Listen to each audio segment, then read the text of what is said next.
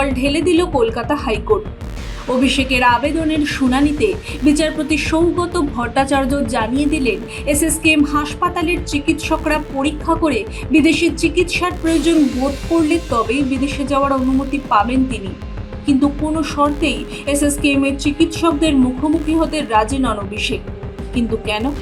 তবে কি এর পেছনে রয়েছে কোনো রহস্য? বিদেশ যাত্রার অনুমতি চেয়ে সুপ্রিম কোর্টে গিয়েছিলেন অভিষেক।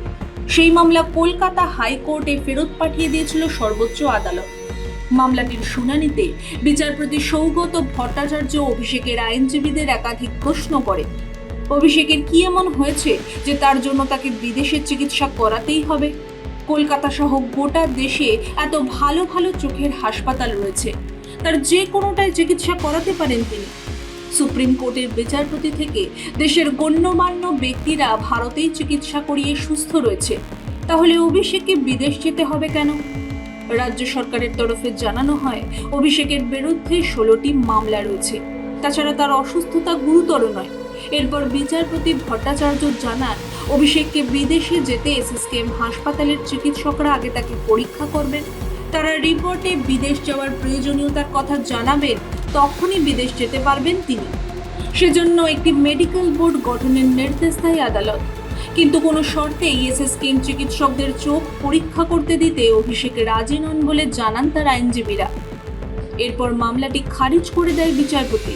কিন্তু প্রশ্ন, এসএসকেএম হাসপাতালের চিকিৎসকদের এড়াতে কেন এত মরিয়া অভিষেক যে তিনি আদালতের নির্দেশও মানতে পারছেন না? 2016 সালের 18ই অক্টোবর গুরুতর পথ দুর্ঘটনার শিকার হয়েছিলেন অভিষেক। দুর্গাপুর এক্সপ্রেসওয়েতে সিঙ্গুরের কাছে তার গাড়ি একটি বিকল দুধের গাড়িকে ধাক্কা মেরে উল্টে যায়। ওই ঘটনায় চোখে গুরুতর চোট পেয়েছিলেন তিনি। চোখের চারপাশে থাকা অরবিটাল বোন ভেঙে গিয়েছিল তার।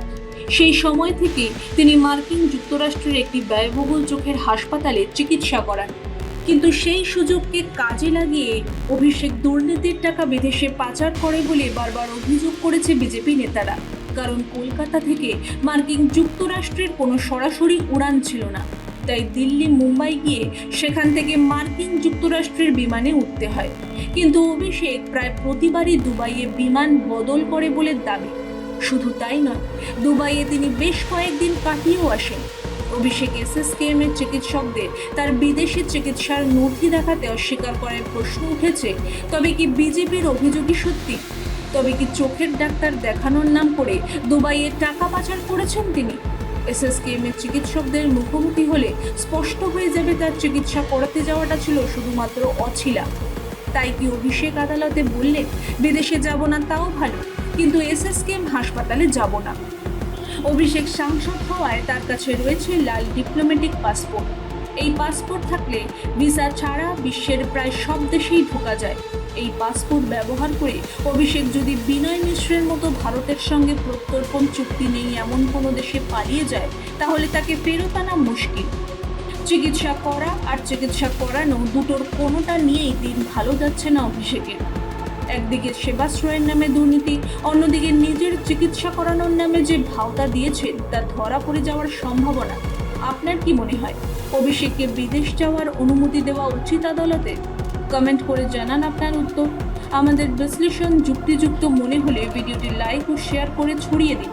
সঙ্গে থাকতে সাবস্ক্রাইব করুন আমাদের চ্যানেলটি। ব্যুরো রিপোর্ট, মাধ্যম।